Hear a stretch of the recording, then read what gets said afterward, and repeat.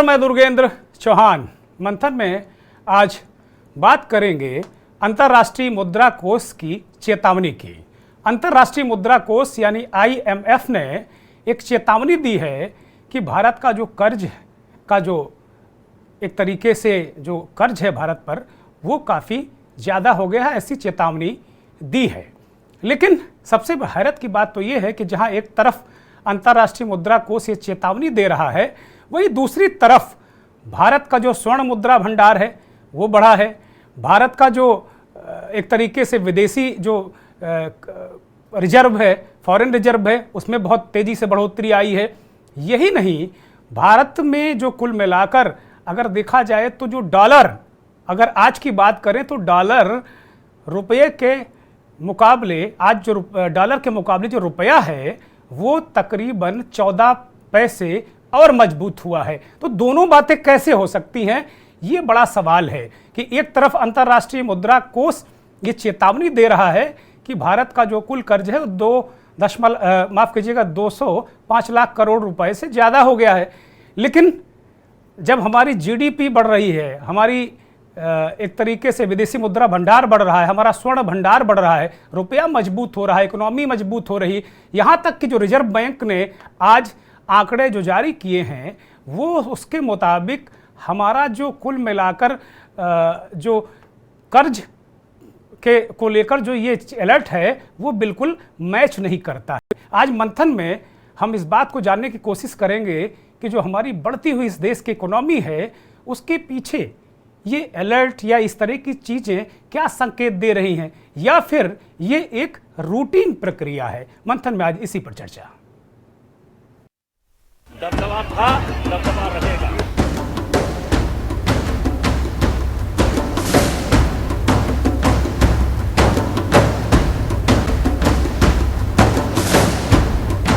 Stings नीचे का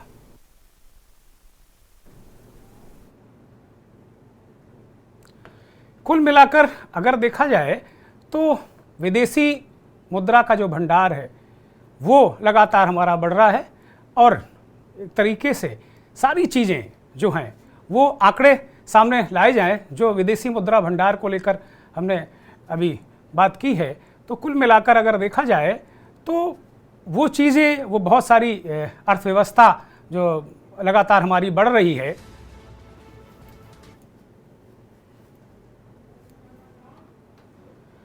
तो अब एक तरफ जैसे हमारा GST कलेक्शन है, बहुत सारी चीज़ें हैं, बहुत जो स्थितियां परिस्थितियां हैं वो बेहतर हो रही हैं, इतना रिकॉर्ड GST कलेक्शन हो रहा है, बहुत सारी चीज़ें हमारे सामने आ रही है, बहुत सारे स्थितियां परिस्थितियां अगर बदल रही हैं, 5 ट्रिलियन इकोनॉमी हो रही है, तो इस तरीके के अलर्ट का क्या मतलब। और विपक्ष जो हल्ला मचा रहा है कि भाई बेरोजगारी है, महंगाई है, या मुद्रा का जो आज बहुत सारे विपक्षी दलों ने ये अंतर्राष्ट्रीय मुद्रा कोष के जो कुल मिलाकर जो स्थितियां परिस्थितियां उसका जो अलर्ट है उसको लेकर भी बहुत सारी टिप्पणियां की हैं। लेकिन दोनों चीज़ें ऐसे कैसे मैच कर सकती हैं, ये बड़ा सवाल हो रहा है। और अगर देखा जाए तो कुल मिलाकर अगर स्थितियां परिस्थितियां अगर वास्तव में बहुत बेहतर हैं तो इस तरीके के अलर्ट ये क्या कहते हैं, क्या इनके पीछे मकसद है, क्या स्थितियां क्या परिस्थितियां हैं, बहुत सारी चीज़ें हम देख रहे हैं। और इसको लेकर लगातार सरकार ये कहती रही कि भाई इकोनॉमी बहुत तेज़ हो रही है। इस देश के जो आर्थिक विश्लेषक हैं वो इस बात को लगातार कहते रहे हैं कि इकोनॉमी तेज़ हो रही है, बहुत सारी चीज़ें स्थितियां परिस्थितियां बहुत बेहतर हैं, और हैं भी, क्योंकि अगर हमारा विदेशी मुद्रा भंडार बढ़ रहा है, अगर हमारा जो फॉरेन रिजर्व है, स्वर्ण का मसला है वो बढ़ रहा है, तो देश तो प्रगति कर रहा है। फिर ऐसे में इस तरीके के सवाल विपक्ष क्यों उठा रहा है, जानबूझकर ये सवाल उठा रहा है क्या विपक्ष? ये क्यों कह रहा है कि भारत पर जो विदेशी कर्ज का बोझ बढ़ा है? क्या सिर्फ प्रधानमंत्री का विरोध, क्या नरेंद्र मोदी का विरोध करके वो इस देश को एक तरीके से डिफेम कर रहा है विपक्ष? ये बड़ा सवाल है। आज इस मसले को लेकर कुछ बात हम जरूर करेंगे, लेकिन दूसरी तरफ सांसदों के निलंबन को लेकर पूरे देश भर में आज विपक्षी गठबंधन NDA ने माफ़ कीजिएगा इंडिया वाले गठबंधन ने NDA के खिलाफ प्रदर्शन किया और जंतर मंतर पर विपक्ष के बड़े नेताओं ने मुद्दा उठाया कि भाई बेरोजगारी है, बहुत सारे मुद्दे हैं, उन पर सरकार बात नहीं करती। विपक्षी नेताओं की जरा बाइट सुनिए।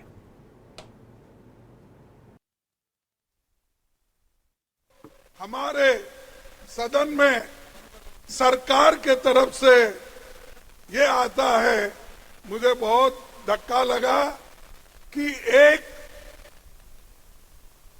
संविधान के उच्च पद पे बैठते हैं ऐसे लोग कहते हैं कि मैं एक फलाना जाति का आदमी हूं, इसीलिए मुझे इंसल्ट कर रहे हैं।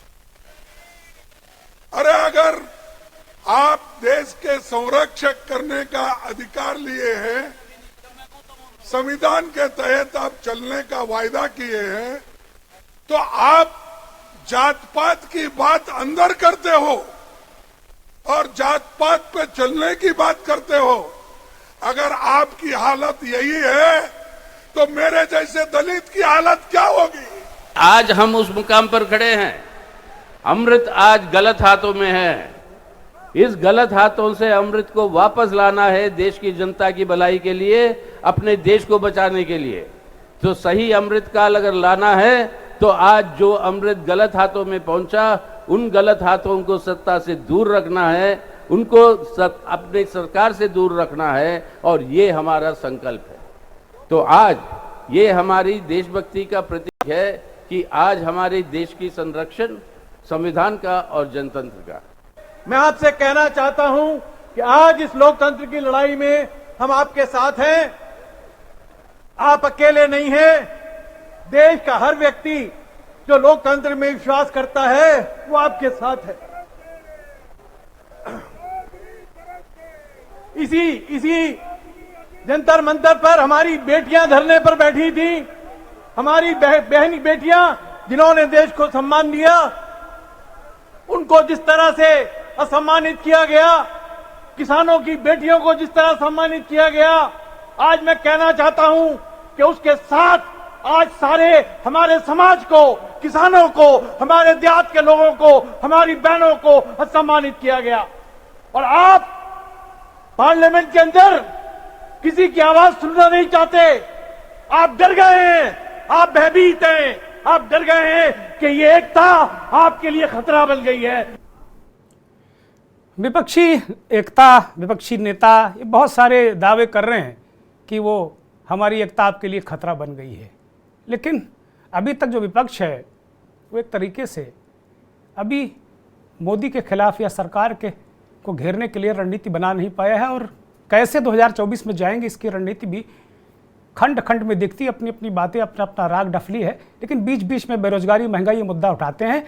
आरबीआई ने जो आज डेटा जारी किया है वो 15 दिसंबर को खत्म हुए सप्ताह में जो डेटा जारी किया है उसमें विदेशी निवेश में, जो विदेशी निवेश है भारत में, उसमें बहुत ज़बरदस्त सुधार आया है। विदेशी मुद्रा भंडार 9.11 बिलियन डॉलर बढ़कर अब हमारे पास जो विदेशी मुद्रा भंडार है 615.79 बिलियन डॉलर पर जा पहुंचा है, जो उसके पहले हफ्ते में 606.85 बिलियन डॉलर जो इसके पहले वाला हफ्ता था उसमें ये था। तो काफ़ी बढ़ोतरी हुई है, निवेश भी बढ़ा। ये लगातार 5वां हफ्ता है जब विदेशी मुद्रा भंडार में ज़्यादा उछाल देखने को मिला है, तेज उछाल देखने को मिल रहा है। भारतीय रिजर्व बैंक ने शुक्रवार यानी आज 22 दिसंबर को 2023 का जो डेटा विदेशी मुद्रा भंडार का जारी किया है उसके मुताबिक कुल मिलाकर जो हमने आपको बताया, पूरी जानकारी आपको दी कि किस तरीके से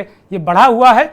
और यही नहीं, बहुत सारी चीज़ें, बहुत सारी जो बढ़ोतरी के साथ साथ में आप देखेंगे तो बहुत सारी चीज़ें नज़र आ रही हैं जो डेटा हमने आपके सामने किया है। यही नहीं, इस दौरान विदेशी करेंसी एसेट्स में भी उछाल आया है और ये 8.34 बिलियन डॉलर से बढ़कर, ये कुल मिलाकर इतना जो 8.34 बिलियन डॉलर से बढ़कर ये तकरीबन 545.04 बिलियन डॉलर पर आ गया है, यानी इसमें भी बहुत उछाल हुआ है। आरबीआई के गोल्ड रिजर्व, एक वक्त था जब नरसिम्हा राव की सरकार थी, उस वक्त हमें अपना विदेशों में अपना सोना गिरवी रखकर विदेशी मुद्रा भंडार को बचाना पड़ा था। उस वक्त अब जो देखा जाए तो अब वो जो विदेशी मुद्रा भंडार की ऐसी स्थितियां हमारे सामने नहीं हैं, और जो गोल्ड रिजर्व है उसमें बढ़ोतरी हुई है। आरबीआई के मुताबिक जो गोल्ड रिजर्व है हमारा 446 मिलियन डॉलर की बढ़ोतरी के साथ में 47.57 बिलियन डॉलर पर आ गया है। इसमें बहुत काफ़ी बढ़ोतरी हुई है। एसडीआर 135 मिलियन डॉलर से बढ़कर 18.32 बिलियन डॉलर, और इंटरनेशनल मॉनेटरी फंड में जमा रिजर्व 181 मिलियन डॉलर के उछाल के साथ 5.09 बिलियन डॉलर आ गया है। विदेशी मुद्रा भंडार में उछाल की बड़ी वजहों में विदेशी निवेश में जो बढ़ोतरी हुई है, तेजी से हमारे देश में विदेशी निवेश हो रहा है। फेड रिजर्व की जो ब्याज दरें नहीं बढ़ने के फैसले और सरकार का जो फैसला था कि ब्याज दरें नहीं बढ़ाई जाएं, और साल 2024 में ब्याज दरों में कटौती के संकेतों के बाद देश में विदेशी पोर्टफोलियो इन्वेस्टमेंट में भारी इजाफा देखने को मिला है। इस बात की संभावना जताई जा रही है कि नए वर्ष में विदेशी निवेश में और भी उछाल आ सकता है, यानी कि विदेशी निवेश बहुत बढ़ सकता है। अक्टूबर 2021 में विदेशी मुद्रा भंडार 645 बिलियन डॉलर के लेवल तक जा पहुंचा था, जिसके बाद ये कुल मिला के बीच में लगातार ये वृद्धि और बढ़ोतरी हो रही है। अब विदेशी मुद्रा भंडार हमारे जो बहुत शीर्षतम लेवल था 2021 में, उसकी तरफ पहुंच गया है, और लगभग थोड़ा ही हम पीछे हैं। डॉलर इनफ्लो में आए उछाल के चलते अगर देखा जाए तो डॉलर के मुकाबले रुपया मजबूत हुआ है। 22 दिसंबर को जो आज का दिन है, $1 के मुकाबले रुपया 14% मजबूत हुआ है, और ये 83.14 के लेवल पर क्लोज हुआ। तो ये पूरी कथा काया है। अब मेरी बात ये समझ में नहीं आ रही है कि जो IMF का एलर्ट किस बात को लेकर है। वो कह रहे विदेशी कर्ज बढ़ा है, तो हमारे यहाँ तो विकास हो रहा है, देश बढ़ रहा है, बहुत सारी चीज़ें अच्छी हो रही हैं, हमारा भंडार बढ़ रहा है, विदेशी निवेश बढ़ रहा है। और एक बात है, अगर हमको अपनी इकोनॉमी 5 ट्रिलियन डॉलर की तरफ ले जानी होगी या हमको ले जाना है, तो फिर हम जाहिर सी बात है कि हम ऋण लेंगे, और ऋण लेके उसका सदुपयोग करेंगे। तो अलर्ट किस बात का? ये कुल मिलाकर आज बड़ा विषय हम मंथन में लेकर आए। हालांकि आर्थिक विषय बहुत क्लिष्ट होता है, इसके जो विशेषज्ञ हैं, एक्सपर्ट हैं, वो इस बात को बताएंगे। लेकिन सबसे बड़ी बात यही है कि ये सवाल क्यों उठा। ये लगातार आज हमने देखा कि विपक्ष इस बात को लेकर हमलावर था, और हमलावर किस बात को लेकर हुआ ये बात समझ में नहीं आ रही। और सबसे बड़ी बात यह है कि ये चीज़ें ऐसी क्यों हो रही हैं, अलर्ट को लेकर विपक्ष क्यों हल्ला मचा रहा है।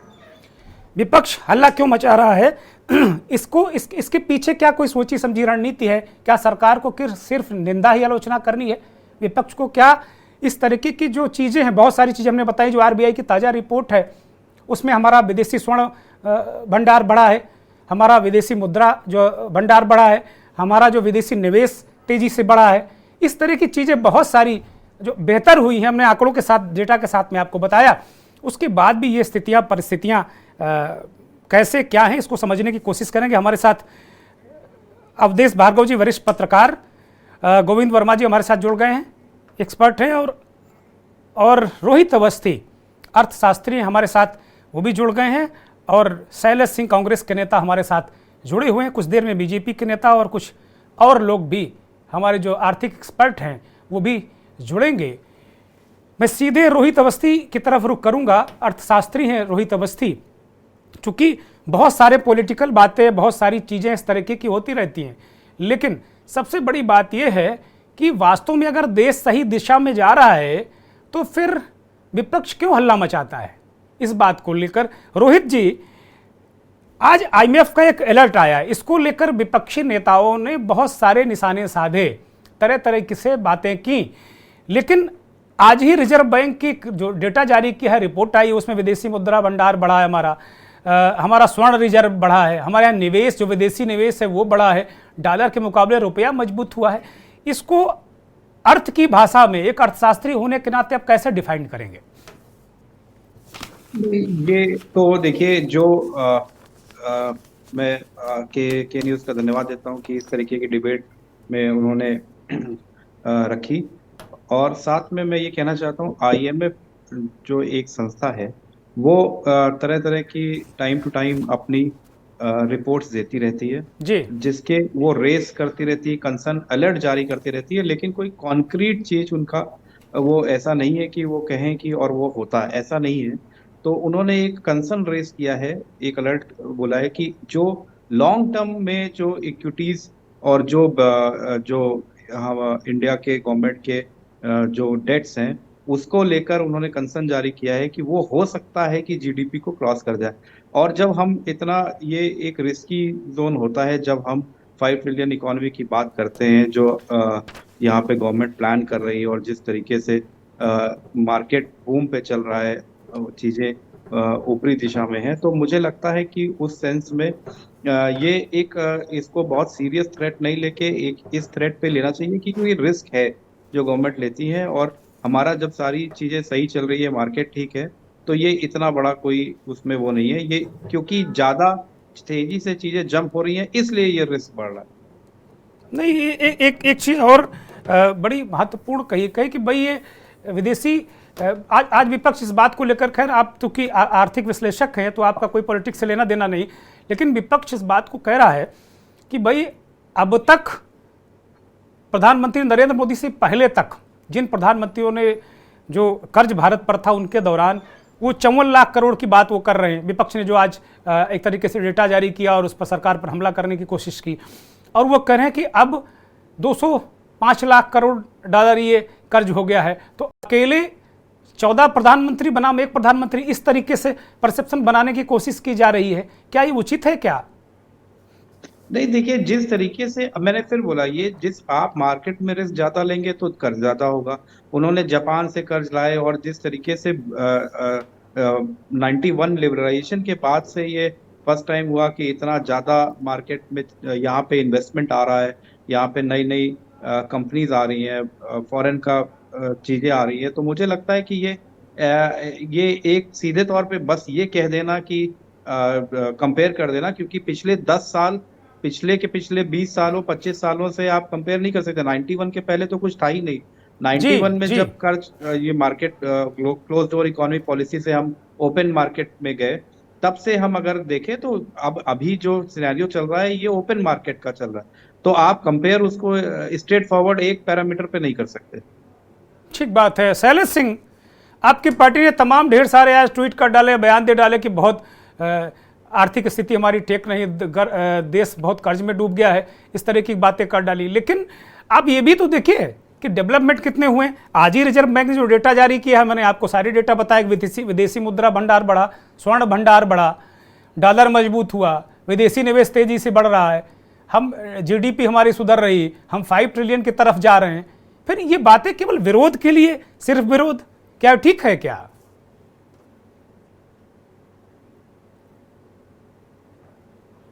शैलेश सिंह अनम्यूट करिए, हम आपको सुन नहीं पा रहे हैं।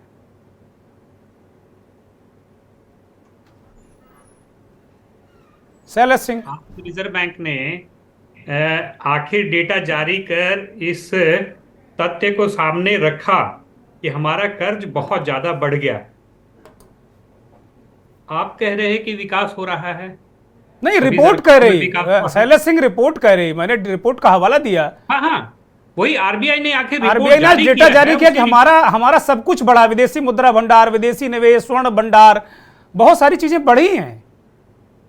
ऐसा था कि तेल पे हम 3 रुपया टैक्स लेते थे यूपीए सरकार पे, हमारी आमदनी थी 1 लीटर पे 3 रुपया, आज हम 33 रुपया लेते हैं, हमारी आमदनी हो गई 10 गुना। तो हमारा तो रिजर्व बढ़ेगा ही बढ़ेगा ना, हमारा स्टॉक बढ़ेगा, विदेशी मुद्रा भी बढ़ेगी। हमारा विकास का जो रेशियो है वो रेशियो को हम कंपीट नहीं कर पा रहे हैं, कर्ज लेके आ रहे हैं। हम मानते हैं कि विकास बढ़ रहा है, मगर विकास 5 गुनी तेजी से बढ़ रहा है, सरकार की आमदनी 10 गुनी तेजी से बढ़ी है। फिर ये जो हम विदेशी कर्ज ले रहे हैं, ये पैसा कहां जा रहा है? क्या सरकार किसी बड़े घोटाले की तरफ इशारा कर रही है? आरबीआई चेतावनी दे रही है कि ये जो कर्ज आ रहा है, हमारे बच्चे उसको चुकता कैसे करेंगे? आखिर ये तो हमारे IMF अंतरराष्ट्रीय मुद्रा कोष का एक अलर्ट है, और वो कह रहे हैं कि भाई उन्होंने समय समय पर, जैसा कि अभी रोहित जी अर्थशास्त्री हैं वो कह रहे हैं समय समय पर वो देते रहते हैं, लेकिन अगर 1991 से पहले देखें तो हमारे देश में ऐसी कोई परिस्थिति नहीं थी। ओपन इकोनॉमी 91 में नरसिंह राव की सरकार में आई, उसके बाद चीजें बढ़ी। तो अब अगर हम अपनी योजनाओं के लिए कर्ज ला रहे हैं, मान लीजिए हम कोई उद्यम करते हैं, तो हम उद्यम के लिए कर्ज अगर लेते हैं और उसका रिपे करते हैं और अपने उद्यम को बड़ा करते हैं, तो फिर इसमें कहाँ डूबने हैं, उसकी कहाँ बात आ गई? चौहान जी, विकास हम देख रहे हैं कि ये पैसा अगर हम कर्ज ले रहे हैं तो विकास में लग रहा है। जब हम 10 गुना तेल का दाम वसूल रहे हैं तो वो 10 गुना विकास भी शरीर हमारे पटल पे नहीं दिख रहा है। हमारे देश का विकास 10 गुना नहीं दिख रहा है जो मनमोहन सिंह के टाइम में था विकास का स्तर, और ऊपर से जाकर के हम 1,55,000 करोड़ रुपए मात्र 9 साल में ले चुके हैं। तो ये हमें सोचने की विषय है। अरे भाई, इस बात को भी आप कैसे इनकार कर सकते हैं? बहुत सारे पुल, बहुत सारे एक्सप्रेसवे, बहुत सारी योजनाएं, रेल, बहुत सारी योजनाएं इस सरकार भी लेकर आई, तो पैसा ही तो लगेगा ना उनमें। बिना पैसे के क्या काम होगा? हम इस बात से कहीं इनकार नहीं कर रहे हैं, कांग्रेस भी इस बात से इनकार नहीं कर रही है कि विकास में पैसे नहीं लग रहे हैं, मगर जब हम 10 गुना तेल से आमदनी कर रहे हैं, हमारे जो पहले पूर्व सरकार की आमदनी थी 3 रुपए तेल पे टैक्स था, आज 33 रुपए तेल पे टैक्स है, मतलब 11 गुना टैक्स हम पे ज्यादा है। कर्ज का बोझ जो है आम जनता पे वो ज्यादा पड़ रहा है। फिर जाकर के विकास का रेशियो 5 गुना तेजी दिख रहा है, और जाकर के ये कर्ज जो आ रहा है, आखिर ये पैसा जा कहां रहा है, किनके जेब में जा रहा है? ये जा रहा है उन उद्योगपति के जेब में। जैसे जी न्यूज के चंद्रा जी को 7,000 करोड़ रुपए माफ कर दिया, कभी किसी उद्योगपति अंबानी को 30,000 करोड़ रुपए माफ कर दिए। कई मान लीजिए किसी का उद्योग गड़बड़ हो रहा है तो ये तो सरकार की नीति पॉलिसी होगी। ये किस जा रहा है? ये आम जनता की जेब से जा रहा है, ये कर्ज के द्वारा वो चुकता किया जा रहा है। आज एनपीए का रेशियो काफी बढ़ गया है। ये पैसा जाएगा कहां? ये पैसा उन्हीं कर्ज से, विदेश से हम कर्ज ले रहे हैं अपने उद्योगपतियों, एनपीए। चलिए मैं एक छोटा सा जवाब मैं रोहित अवस्थी इस पर ले लेता हूं, फिर मैं अवधेश भार्गव के पास जाऊंगा, वरिष्ठ पत्रकार हमारे साथ जुड़े हुए हैं। रोहित अवस्थी, ये कांग्रेस के नेता कह रहे हैं भाई ये तो सब कर्ज लेके बांटे दे रहे हैं, क्या ऐसा संभव है क्या? मेरी तो बात समझ में आ नहीं रही है। जो रिपोर्ट है उसमें आप अगर देखेंगे तो केवी सुब्रमण्यम एक इंडिया के जो एग्जीक्यूटिव डायरेक्टर हैं आईएमएफ में, वो खुद उस आईएमएफ की रिपोर्ट से डिसएग्रीड है। उन्होंने ये बात बोली है कि ये जो रिपोर्ट है ऐसा एक कहीं ना कहीं एक बायस्ड रिपोर्ट प्रतीत हो रही है आईएमएफ की इंडिया के प्रोस्पेक्टिव में। तो ये ऐसा सीधे तौर पे कह देना कि वहां से टैक्स लिया और यहाँ के भारतीय बिजनेसमैन को दे दिया, ये तो कोई मतलब तुक ही नहीं है। यहाँ के बिजनेसमैन आज जो पहले ट्रेडर से मैन्युफैक्चरर बन चुके हैं, विदेशों से कंपनियां हायर कर रहे हैं, तो ऐसा नहीं है कि ये आप कह दें कि यहाँ बांट रहे हैं। यहाँ पे इंफ्रास्ट्रक्चर बढ़ चुका है, रेल प्रोजेक्ट्स, रोड प्रोजेक्ट्स बहुत हाई स्पीड में चल रहे हैं, तो ये उसी में जा रहा है ये पैसा। ठीक बात है। अवधेश भार्गव जी, आर्थिक स्थितियां, बहुत सारी चीजें, जो रिपोर्ट्स हैं, हम तो भाई रिजर्व बैंक को ही मानेंगे, और जिस तरीके से अर्थशास्त्री अभी रोहित अवस्थी कह रहे हैं कि भाई प्रोजेक्ट बढ़ रहे हैं, चीज़ें हो रही हैं, जो पहले नौकरी करता था वो फैक्ट्री लगा चुका, जो दुकानदार और फैक्ट्री मालिक हुआ, तो डेवलपमेंट तो हुआ है, और डेवलपमेंट में पैसा लगेगा। रोहित अवस्थी जी, जब सरकार की आमदनी 10 गुना, मैं आऊंगा, मैं शैलेश जी आऊंगा, मैं अभी आपको लूंगा। अवधेश भार्गव जी के पास जा रहा हूं। जी देखिए, ऐसा है, अभी जैसा रोहित अवस्थी जी ने कहा वो भी कुछ हद तक ठीक कह रहे हैं, और जैसा शैलेश जी ने कहा वो भी कुछ हद तक ठीक कह रहे हैं। पहले प्राइस इंडेक्स इतना नहीं था। आप इधर टैक्स की बात करते हैं कि टैक्स एक्सेस हुआ है, तो आप प्राइस इंडेक्स भी देखें। प्राइस इंडेक्स कितना बड़ा है? जो चीज 10 रुपए में थी आज वो 20 और 25 रुपए की है, तो टैक्स का रेशियो भी उतना बड़ा है। सबसे बड़ी चीज ये है कि सरकारों ने जो विकास योजनाएं बनाती है, विकास इसलिए नहीं दिख रहा है, विदेशी कर्ज आ रहा है लेकिन विकास की रफ्तार उतनी नहीं दिख रही है, क्योंकि जब तक वो उसका प्रोजेक्ट चालू होता है तब तक उसकी कॉस्ट और बढ़ चुकी होती है। जो 1 लाख में ये बताते हैं वो 10 लाख में जाकर के प्रोजेक्ट पूरा होता है। तो इसलिए विकास नजर नहीं आ रहा है और कर्ज बढ़ता जा रहा है। दूसरी बात, ये जो मुफ्तखोरी की आदत है, ये योजनाबद्ध नहीं। देखिए, बजट दो तरीके होते हैं, एक प्लान्ड होता है, एक नॉन प्लान्ड होता है। योजनागत बजट होता है, एक गैर योजनागत होता है। तो गैर योजनागत के लिए कुछ रिजर्व रखा जाता है और योजनागत के लिए तो जो आप अप्रोक्सीमेट तो उसका एस्टिमेट तैयार करेंगे वही होगा। तो कुल मिला करके जो एस्टिमेट होता है, लागत उससे कई गुना बढ़ जाती है और इसलिए बाजार से कर्ज लेना पड़ता है। उसके बाद आप दरियादिली दिखाते हैं, आप जो एनपीए खाते हैं उनको माफ कर देते हैं, आप उनसे वसूल नहीं कर पाते हैं, आप सबसे टैक्स नहीं वसूल कर पाते हैं। आप देखिए टैक्स पेयर्स की कितनी संख्या बढ़ी है। यूपीए सरकार की, अभी हमारे सिंह साहब कर रहे थे, यूपीए सरकार में जितने इनकम टैक्स पे जो नंबर से नफर थे, आज उससे 10 गुना टैक्स पेयर बढ़ गए हैं। तो आपका टैक्स भी तो ज्यादा आ रहा है, फिर भी आपका कर्ज बढ़ रहा है। तो इसमें कहीं ना कहीं होल्स हैं जो डायरेक्ट ट्रेस पास कर रहे हैं। यानी आपकी आमदनी, आपकी जीडीपी, दूसरी बात जीडीपी की बात करते हैं, जीडीपी आम लोगों को नहीं पता कि जीडीपी क्या होती है। भाई मनी जितनी ज्यादा सर्कुलेट होगी जीडीपी उतनी बढ़ेगी। आप मनी सर्कुलेट तो होने ही नहीं दे रहे हैं, आप बेरोजगारी तो दूर कर ही नहीं रहे हैं। आप उनको रोजगार दें, वो रोजगार करेंगे। जैसे मैंने एक गाय पाल ली, उससे जीडीपी नहीं बढ़ेगी। वो गाय अगर कसाई खरीद लेता है, उसको काटता है, उसकी हड्डी बेचेगा, उसका चमड़ा बेचेगा, वो बाजार में मनी सर्कुलेट होगी, उससे जीडीपी बढ़ेगी। तो पहले तो आप शिक्षित करिए अपने लोगों को कि जीडीपी समझें कि जीडीपी क्या होती है। उसके बाद जनता के ऊपर आप ये जो कर्ज लेते हैं, इसका भार जनता पर आता है, टैक्सेस बढ़ाते हैं। आप स्थानीय निकायों को देख लीजिए, सभी प्रदेशों में सबने टैक्स बढ़ा दिए। आपके घर के दरवाजे में अगर कारपोरेशन का बिजली का खंभा लगा है तो आपके प्रॉपर्टी टैक्स में वो लाइट टैक्स जुड़ता है, यानी रोशनी रोड पे हो रही है और टैक्स मकान मालिक से ले रहे हैं। तो आप ये विसंगतियां भी दूर करिए। आप इनके ऊपर बोझ लगाते जाते, ऊपर से कहते कि हर आदमी पैदा होने वाला बच्चा इतने हजार करोड़ का, इतने हजार रुपए का कर्जदार होकर के पैदा होता है। तो कुल मिलाकर के पहले इस अर्थशास्त्र को समझना पड़ेगा और अर्थशास्त्र को समझने के बाद जो भी प्रोजेक्ट बने उनकी कास्ट न बढ़े, इस ओर ध्यान देना पड़ेगा। और कम से कम जो सक्षम लोग हैं, जिनके ऊपर कर्ज है, उनको कर्ज माफ करने से आदत अपनी बद सुधारना पड़ेगी। और जो मुफ्त आप बांटते जा रहे हैं, तो कम से कम इसमें आप सुधारिए और आम लोगों को कर्ज से मुक्ति दिलाइए।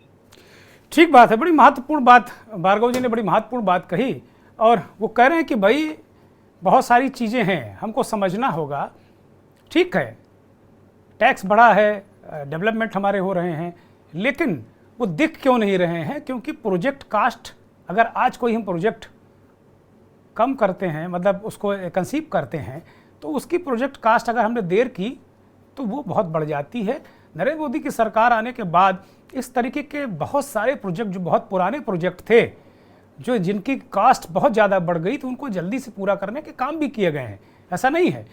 और वो काम जल्दी जल्दी हुए हैं और अब समयबद्धता भी हो गई है कि भाई अगर आप शिलान्यास करते हैं तो लोकार्पण कब करेंगे, उसी के साथ में उसकी भी तिथि बताने का जो चलन शुरू हुआ है, इसमें भी कोई संदेह नहीं। लेकिन अभी जैसे अर्थशास्त्री कह रहे थे रोहित जी कि जो आईएमएफ में भारत के डायरेक्टर हैं, उन्होंने कहा कि दुराग्रही रिपोर्ट है भारत के प्रति। इसको हम समझने की कोशिश करेंगे, एक ब्रेक ले रहे हैं। ब्रेक से लौट आए हैं और सीधे रुख करेंगे हमारे साथ इस देश के जाने माने वरिष्ठ संपादक, आर्थिक विश्लेषक, राजनीतिक पत्रकार आलोक भदौरिया जी जुड़ गए हैं। भदौरिया जी, बहुत स्वागत, बहुत धन्यवाद, बहुत आभार आपका के न्यूज़ को वक्त देने के लिए। भदौरिया जी, आज हमने आपको आमंत्रित किया है एक आईएमएफ की रिपोर्ट, एक अलर्ट, बल्कि कहिए आईएमएफ ने एक अलर्ट जारी किया है विदेशी कर्ज को लेकर। लेकिन आज ही रिजर्व बैंक ने एक डेटा जारी किया है, वो कह रहे कि भाई हमारे यहाँ तो स्वर्ण भंडार बढ़ा, विदेशी मुद्रा भंडार बढ़ा, विदेशी निवेश बढ़ा, डॉलर मजबूत हुआ, हमारी इकोनॉमी है भविष्य में आने वाले जो सप्ताह में या आगे वर्ष में वो बहुत तेज़ी से बढ़ती नज़र आ रही है, 5 ट्रिलियन इकोनॉमी की तरफ जा रही है। और अभी रोहित अवस्थी हमारे साथ जुड़े हुए थे, इस वक्त नहीं है, वो आर्थिक विश्लेषक बल्कि अर्थशास्त्री हैं। रोहित कह रहे थे कि वहाँ जो आईएमएफ में भारत की तरफ से जो डायरेक्टर नियुक्त हैं उन्होंने इस रिपोर्ट को दुराग्रही बताया है। तो जब विकास हो रहा है तो एक तो IMF को ऐसी दुराग्रही रिपोर्ट देने की क्या जरूरत, और विपक्ष भी दुराग्रही रवैया अपना रहा है जैसा कि बीजेपी का आरोप है। आलोक जी। दो चीजें हैं तो जी। पहला ये कि अगर विदेश की कोई रिपोर्ट अगर आपके पक्ष में होती है तो भारत विश्वगुरु हो गया, भारत डंका का, भारत का डंका बनने लगा, भारत डंकापति हो गया, पहला। दूसरा, अगर रिपोर्ट आपके पक्ष में नहीं होती है तो आप क्या करते हैं, सारी रिपोर्ट हमारी दुराग्रही है। बिल्कुल ठीक, मान लिया मैंने सब कुछ दुराग्रही है। तो सवाल है, अब यही बात आती है कि जब आपका जो कर्ज था वो आपके पास 55 लाख करोड़ था जब आपने सत्ता संभाली, अब वो आपका इस समय हो गया है 175 लाख करोड़।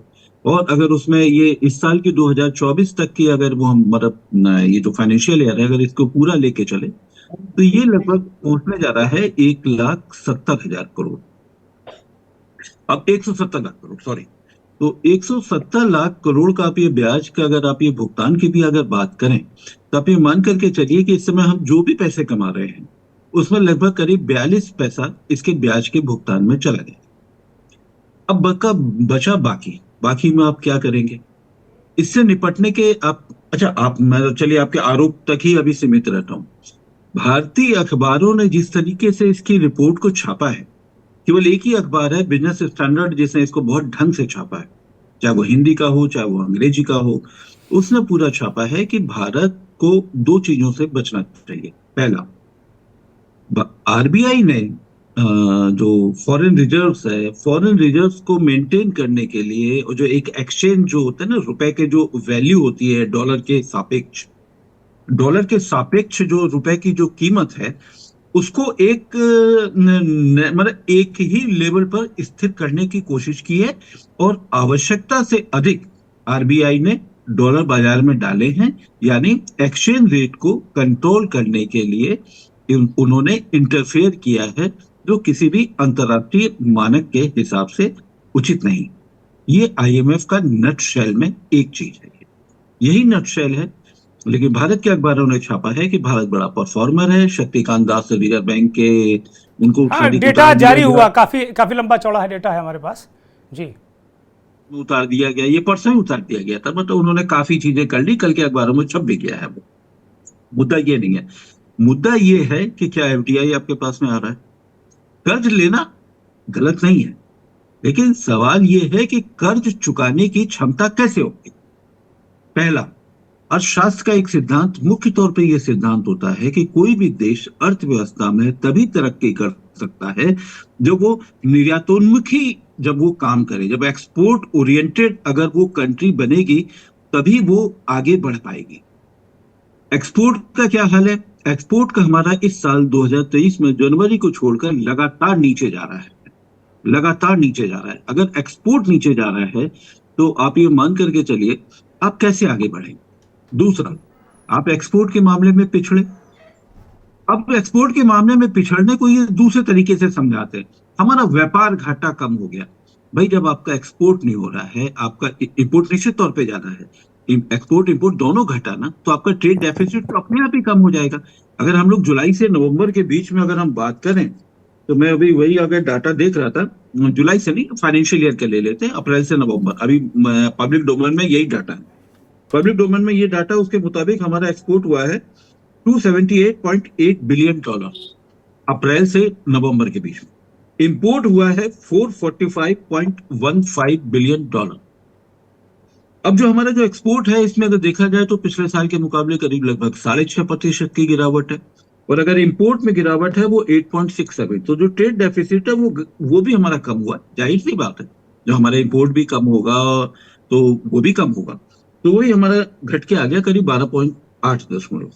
इसका मतलब क्या है? इसका मतलब यह है कि हमको एक्सपोर्ट का मौका नहीं मिल रहा है, तो अब हम कैसे करेंगे, भुगतान कैसे करेंगे? सवाल तो पैसे आने चाहिए ना, पैसे कैसे आएंगे? दूसरा तरीका है कि आपकी जो पब्लिक कंजम्पशन है, इंटरनल जो आंतरिक जो खपत है, हम आंतरिक खपत की बात करें तो आंतरिक खपत के आधार पर कोई भी देश कुछ समय के लिए सस्टेन करता है थोड़े समय के लिए सस्टेन करता है और फिर वो चला जाता है स्लो ग्रोथ रेट पे। जो स्लो ग्रोथ रेट बोली जाती है, मतलब धीमी विकास दर, वो विकास दर मानी जाती है 4 से 5% आलोक जी के कंप्लीट बीच में। करिए, फिर मैं दूसरे राउंड में आपके पास आऊंगा। अभी कुछ 2 मेहमान और हमारे साथ जुड़े हुए हैं, उनको भी ले लूं। तो मेरा मानना यह है कि अगर कोई आधार नहीं है तो शक्तिकांत दास साहब कोई भी आंकड़े दें, एक आंकड़ा ऐसा होता है कि गिलास आधा भरा हुआ है, आधा खाली है। और एक हमारे आपके पैनलिस्ट साहब ने बहुत अच्छी बात कही कि हमारे बहुत सारे प्रोजेक्ट आ रहे हैं। आपने भी विषय अभी मैंने बीच में सुना, तो मैं सिर्फ एक लाइन बोलूंगा, उसके बाद मैं सेकंड राउंड के लिए जाऊंगा। हमारे यहाँ जो प्रोजेक्ट चल रहे हैं वो करीब 36.96 माह की देरी से चल रहे हैं, और ये रिपोर्ट है मिनिस्ट्री ऑफ स्टैटिस्टिक्स की। और ये वो उन प्रोजेक्ट्स की रिपोर्ट है जो 150 करोड़ से ऊपर के प्रोजेक्ट है, ये उन्हीं की मॉनिटरिंग करते हैं जी। हमारे पास 1 साल से लेट करने वाले 194 और 5 साल की देरी वाले 123 प्रोजेक्ट हैं, जिनकी लागत बढ़ चुकी है 4,77,280 करोड़। तो ये तो हमारी ये है कि आप चाहे कितना भी ढोल पीटे कि हम बहुत निर्माण करते हैं, आपको एक कंगूरे में आपको व्हाइट वॉश कर पीओपी कर चमका दिया जाता है। कुल मिलाकर जो देश की स्थिति है कि आपके इतने प्रोजेक्ट हैं, आप अगर इतना अच्छी काम कर रहे हैं, इतनी अगर गवर्नेंस अच्छी है, अगर ये गवर्नेंस अच्छी होती तो 4,70,280 करोड़ रुपए आप बचा लेते, प्रोजेक्ट अगर समय पे क्रियान्वित कर देते। तब चुकाएंगे कैसे, बड़ा सवाल यही है। इसी सवाल का जवाब दिया जाना चाहिए। ठीक बात है, ठीक बात है। मेरे साथ भारतीय जनता पार्टी के वरिष्ठ नेता और दिल्ली के प्रवक्ता खेमचंद शर्मा जी भी जुड़े हुए हैं।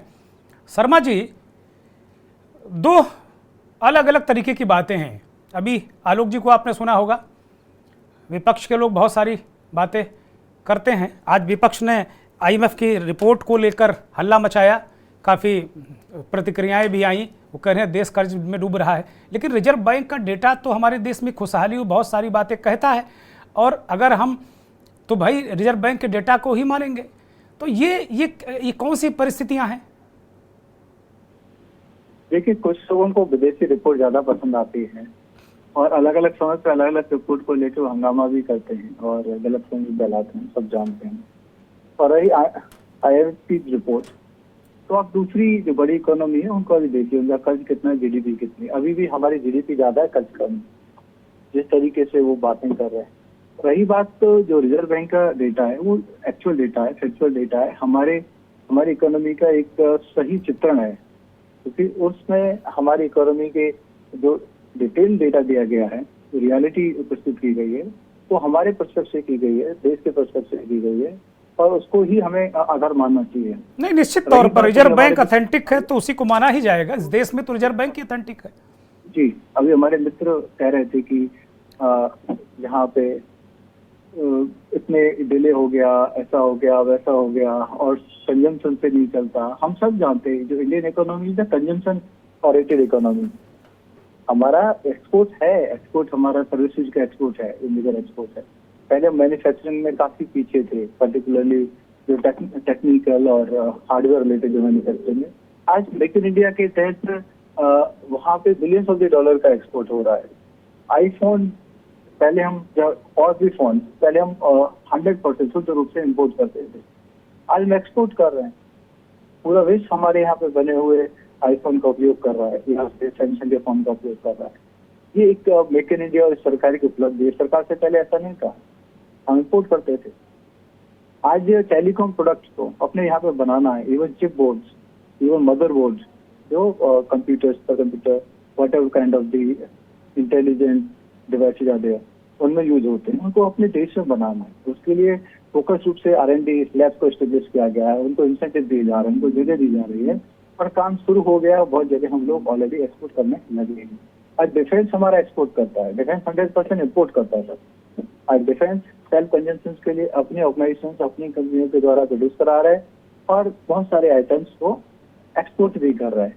तो मैं रिक्वेस्ट करूंगा कि हम लोग नकारात्मक होने की बजाय, जो विदेशी रिपोर्ट के आधार पर मिलते हुए हो जाते हैं, पहले अपने इंस्टीट्यूशंस की रिपोर्ट को देखें, एनालाइज करें, और फिर अपनी जो इकोनॉमी है उसके चित्रण को देखें।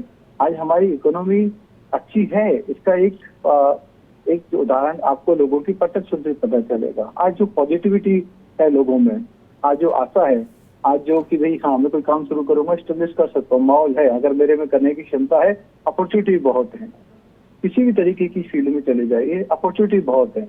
अगर स्किल है, आपके पास मन है, प्रतिबद्धता है, तो सरकार हर तरीके से आपको फैसिलिटेट कर रही है, आपको लोन देने में फैसिलिटेट कर रही है, इंफ्रास्ट्रक्चर में फैसिलिटेट कर रही है, कंप्लायंस में जो देरी होती थी उसमें आपको फैसिलिटेट कर रही है, इंसेंटिव दे रही है।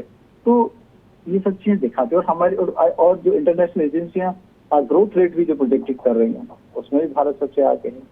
और जो फूड इन्फ्लेशन पूरे विश्व में अनकंट्रोल्ड है, वो फूड इन्फ्लेशन भारत में सबसे ज्यादा कंट्रोल में है। इतनी बड़ी जनसंख्या होने के बावजूद, 140 करोड़ होने के बावजूद हमारे यहाँ पे फूड इन्फ्लेशन कंट्रोल में है। ये सब दिखाता है कि हमारे फंडामेंटल्स बहुत स्ट्रॉन्ग है। स्ट्रॉन्ग सरकार होने की वजह से, कमिटेड गवर्नमेंट होने की वजह से। शर्मा जी कंप्लीट करिए, फिर मैं दूसरे चक्कर में आपके पास आता हूँ। शर्मा जी कंप्लीट करिए, फिर मैं गोविंद वर्मा जी के पास जाऊंगा, दूसरे चक्कर में फिर आता हूँ आपके पास। शर्मा जी। हाँ जी, फर्स्ट राउंड मेरी तरफ से कंप्लीट है जी। शर्मा जी ने जो कुछ कहा, गोविंद वर्मा जी आप व्यापार जगत से भी जुड़े हुए हैं और वस्तु स्थिति परिस्थिति, जैसा कि अभी बीजेपी के नेता ने कहा कि भाई हमें अपनी संस्था पर ट्रस्ट करना चाहिए, जो विपक्ष है उस पर हल्ला मचाने लगता है, कहीं की एक रिपोर्ट आ गई तो विदेश पे ज़्यादा ट्रस्ट है और रिजर्व बैंक पर नहीं ट्रस्ट है। एक्चुअल व्यापार की स्थिति परिस्थिति तो बेहतर है गोविंद वर्मा जी। दुर्गेन जी, अब हम सरल भाषा में बात करेंगे, ये सब लोग टेक्निकल बातों पर जा रहे हैं, बहुत सरल भाषा में जी। मान लीजिए कि हम कर्जा लेकर के और 10 दुकानें खड़ी कर दें, उसमें हमने इंफ्रास्ट्रक्चर तैयार कर दिया, और अब कर्जे के बाद अगर मेरे पास माल नहीं है तो हम उसका टर्नओवर कैसे करेंगे, उस कर्जे का भुगतान कैसे करेंगे। सबसे बड़ी समस्या यह है देश में, आप कर्जा ले रहे हैं, अभी आपने गोल्ड बांड जारी कर दिए, गोल्ड बांड जारी कर दिए, पैसा इकट्ठा कर लिया आपने, अब आपको गोल्ड खरीदना भी है तो आप विदेशों से गोल्ड लेंगे भी, और वो अगर रिजर्व फंड में रख लिया तो आपने समझा हमारा राजकोषीय जो है अब घाटा नहीं, हमारे पास तो सरप्लस हो गया सोना। इस चीज को हम नहीं मानते हैं। अभी हमारे शर्मा जी कह रहे थे कि हमारा इंपोर्ट बहुत हो रहा है, हम एक्सपोर्ट भी कर रहे हैं। एक्सपोर्ट इस समय आपको बताएं सबसे ज्यादा हमारे यहाँ ज्वेलरी लाइन में एक्सपोर्ट होता था डायमंड का, और वो टोटल सूरत से होता था। टोटल जो है इस समय मैन्युफैक्चरिंग सूरत से डायमंड बंद कर दिया गया है। कोई भी विदेशों में जाने निर्यात जो हो रहा था वो टोटल अमेरिका, जापान, कनाडा इन्होंने बंद कर दिया। एक साथ मिलकर के कोई भारत का हम जो है डायमंड नहीं खरीदेंगे। उसके कारण पर गहराई पर कभी हम जाएंगे तभी तो देखिए प्रधानमंत्री जी एक बहुत बड़े जो डायमंड के बहुत बड़े एक तरीके से संस्थान का भी उन्होंने उद्घाटन भी किया है कि भाई उस तरीके उस क्वालिटी का डायमंड बने, तभी तो ये प्रयास किए जा रहे हैं कि और बेहतर हो। गोविंद वर्मा जी। नहीं, जब आप जाएंगे, मैं पूरे भारतवर्ष में भ्रमण करता रहता हूँ, किसी भी शहर में चले जाइए, पहले अगर 1000 दुकान होती थी तो 990 दुकान चला करती थी, सबके पास टर्नओवर था। आज आप चले जाइए, केवल मात्र उस 1000 में मात्र 10 लोग ऐसे हैं जो काम कर रहे हैं अपना। बहुत सरल भाषा में बता रहा हूं। और उसी 10 में एक आदमी अरबपति खरबपति है, वो उसने अगर एक कर लिया और उससे प्रधानमंत्री से आकर के उसका फीता कटवा दिया और उन्होंने टीवी पर तारीफ कर दी, तो उसको हम व्यापार नहीं मानते हैं।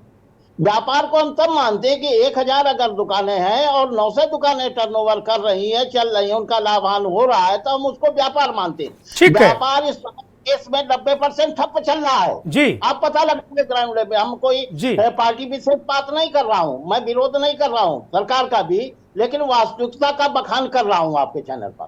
ठीक है खेमचंद वर्मा जी।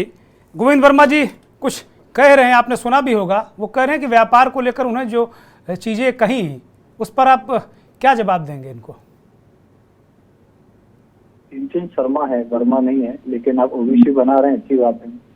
नहीं, मैं आपको शर्मा ही कह रहा हूँ। गोविंद वर्मा जी ने ये सवाल उठाया है, अगर आपने जो सुना होगा उसकी बात मैं कर रहा हूँ। मैं कतई कोई किसी का गोत्र परिवर्तित करने के लिए नहीं बैठा हुआ है। सुनने में आया होगा इशू तो फोन पे है। देखिए जो वर्मा जी कह रहे हैं वो कह रहे हैं आसान भाषा में, लेकिन आसान भाषा में बड़े लग रहे हैं आवाज से, मैं देख नहीं पा रहा हूँ। कर्ज अगर लिया जा रहा है इंफ्रास्ट्रक्चर बनाने के लिए, तो इंफ्रास्ट्रक्चर इकोनॉमी में एक मल्टीप्लाई इफेक्ट होता है, वो रोजगार पैदा करती है, वो और इकोनॉमिक हैपनिंग पैदा करती है, और इंफ्रास्ट्रक्चर की खुद वैल्यूएशन इंक्रीज होती है। आज इंफ्रास्ट्रक्चर जैसे पुल ही बना लो, आज अगर वो 100 रुपए में बन रहा है, 5 साल बाद बनाओगे तो 1000 रुपए में बनेगा, और उसको यूटिलाइज आप 25 साल 30 साल तक कर रहे हो। तो ये चीजें कि कर्ज लेके फिर उसको रीपे कर रही बात, इंडियन गवर्नमेंट का डिफॉल्ट नहीं हुई है। इंडियन गवर्नमेंट की रीपेमेंट की जो पावर है वो लगातार बढ़ रही है। हमारे पास जो फॉरेक्स है वो एक रिकॉर्ड लेवल पे है।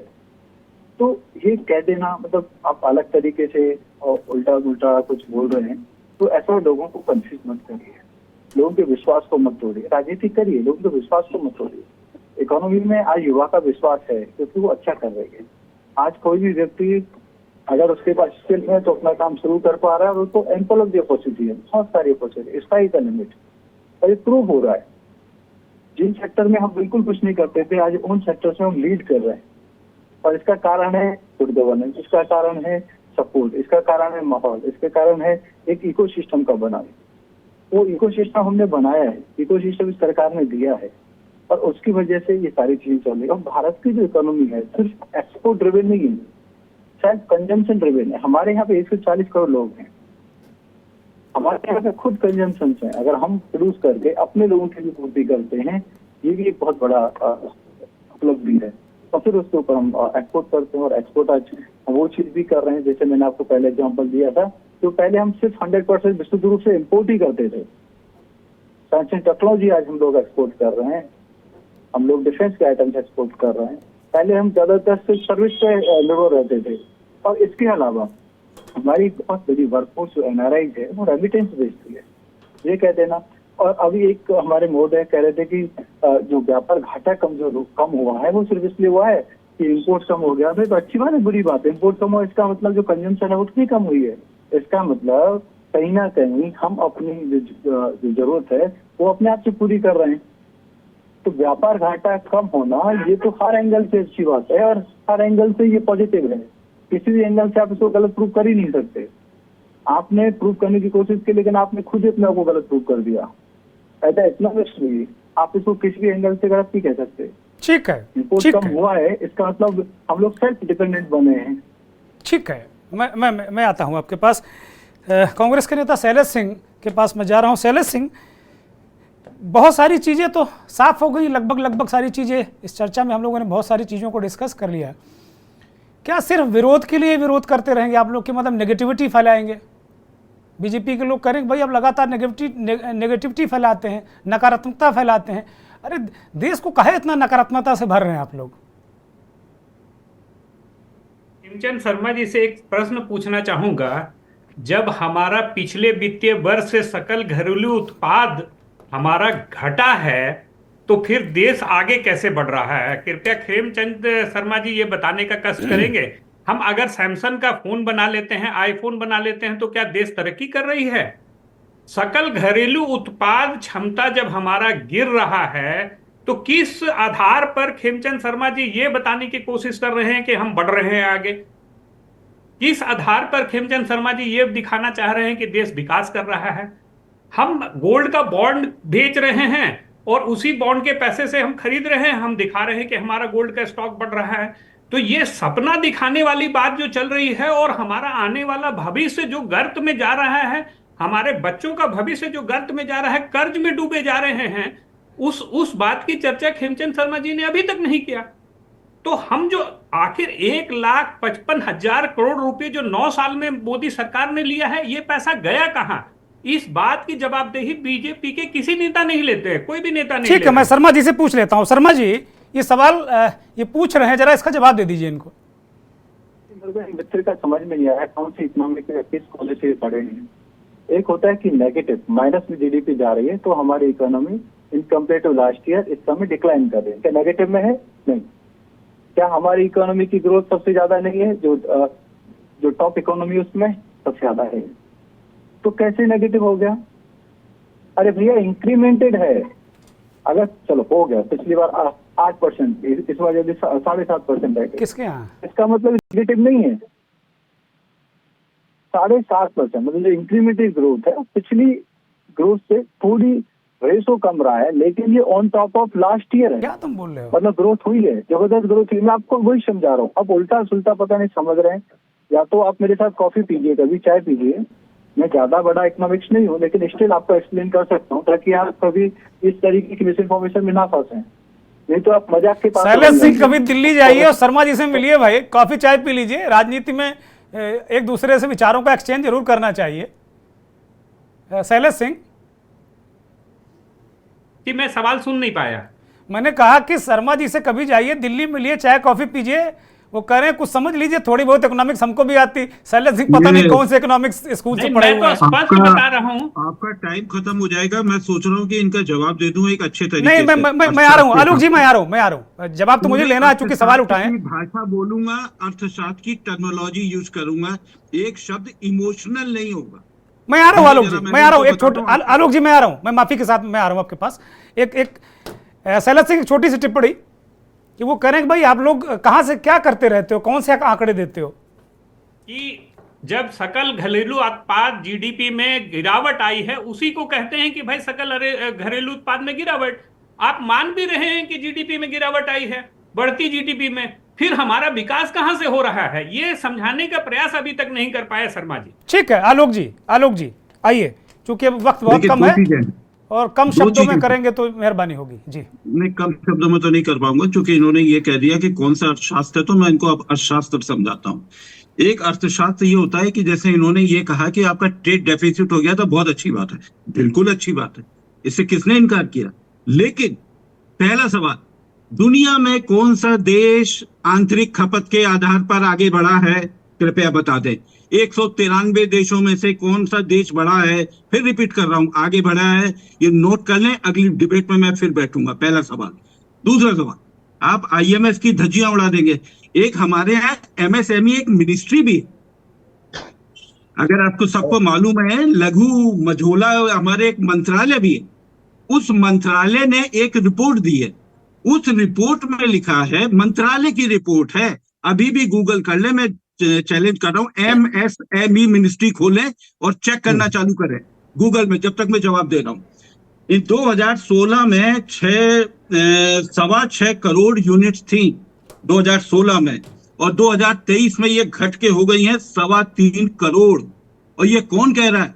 आईएमएफ नहीं कह रहा, वर्ल्ड बैंक नहीं कह रहा, राहुल गांधी नहीं कह रहा, ये कह रहा है एमएसएमई मिनिस्ट्री। और एमएसएमई मिनिस्ट्री है, ये भारत सरकार की है मिनिस्ट्री। दूसरा, एक उद्यम पोर्टल किसका है? भारत सरकार का है। अगर भारत सरकार के, अगर मैं उसमें भी आंकड़े कर दूं, मैं एक नए आंकड़े दे देता हूं। 12 दिसंबर तक के 2023 में 12 दिसंबर तक के आंकड़े हैं, 12,790 इकाइयां बंद हो गई हैं। उद्यम पोर्टल चेक करें फटाफट, एक दो आदमियों को और लगाइए, चेक करिए। 12 दिसंबर तक 12,790 बंद हो गई हैं। ये छोटा नहीं है, पहली बात। दूसरी बात, अब एमएसएमई का योगदान क्या है? अब योगदान भी आंकड़े में आप ले लीजिए। योगदान इसका जीडीपी में है 29%। और ये कौन कह रहा है? ये कह रहा है इकोनॉमिक, जो आपका सर्वे पेश होता है, भारत सरकार का पेश होता है और संसद के अंदर पेश होता है जी। नहीं, उसमें जीडीपी का इसका योगदान है 29%। तो आप इकोनॉमिक सर्वे की धज्जियां उड़ा दीजिए अगर उसने गलत पेश किया है तो। केवल आईएमएफ को बोलने से कुछ नहीं होता। इसका मैन्युफैक्चरिंग में योगदान कितना है? 36%। आलोक जी, मैं माफी के साथ मैं आपको कहूंगा कि बहुत जल्दी कंप्लीट करें, मेरे पास मुश्किल से 20 सेकंड है, प्लीज। नहीं, कोई भी देश आपने ट्रेड डेफिसिट को लेकर कहा है, ट्रेड डेफिसिट के बारे में मुझे लगता है कि जानकारी इनको सही नहीं है। बिना एक्सपोर्ट बढ़ाए कहीं नहीं हो सकता। और दूसरी बात, एफडीआई, आप कह रहे हैं कि हमने इतना कर्ज ले लिया, ठीक है ले लिया, आपने इंफ्रा में लगा दिया, चले मैंने मान लिया, लेकिन आपने क्या किया? अगर आपने कर्ज लेकर देश का माहौल अगर अच्छा किया है, तो ये एक ताजा रिपोर्ट है। ताजा रिपोर्ट में आपको बता देता हूं, डिसइन्वेस्टमेंट का टारगेट आप पिछले 5 साल में पूरा नहीं कर पाए हैं। एक मिनट और लूंगा। 2023-24 में 51,000 करोड़ का लक्ष्य था, आप 9,974 करोड़ हासिल कर पाए। ये भारत सरकार के आंकड़े हैं। और दूसरी आलोक बात, जी कंप्लीट करिए प्लीज, 2022 प्लीज मेरे पास अब 65,000 वक्त नहीं, प्लीज प्लीज। आप कभी भी 5 साल में डिसइन्वेस्टमेंट का टारगेट नहीं कर पाए, जबकि आपके उद्योगपति मित्रों की संख्या अच्छी है और आपके हिसाब से जीडीपी बहुत अच्छी जा रही है। बहुत शुक्रिया आलोक जी, बहुत शुक्रिया, बहुत धन्यवाद आपका। खेमचंद शर्मा जी आपका धन्यवाद, शैलेश सिंह आपका धन्यवाद, अवधेश भार्गव जी और रोहित अवस्थी जी आपका धन्यवाद। बहुत धन्यवाद उन करोड़ों दर्शकों का जो के न्यूज को देखते हैं, हमारे इस खास कार्यक्रम मंथन को देखते हैं। देश की रिजर्व बैंक की रिपोर्ट के मुताबिक देश की आर्थिक सेहत ठीक है, जैसा कि भी आर्थिक विशेषज्ञ और बहुत सारे लोगों ने इस बात को कहा कि लगातार निरंतर प्रयास, हमें जो प्रोजेक्ट हैं वो समय पर पूरे हों, बहुत सारे काम हों, जो कि जिस दिशा में सरकार प्रयास भी कर रही है।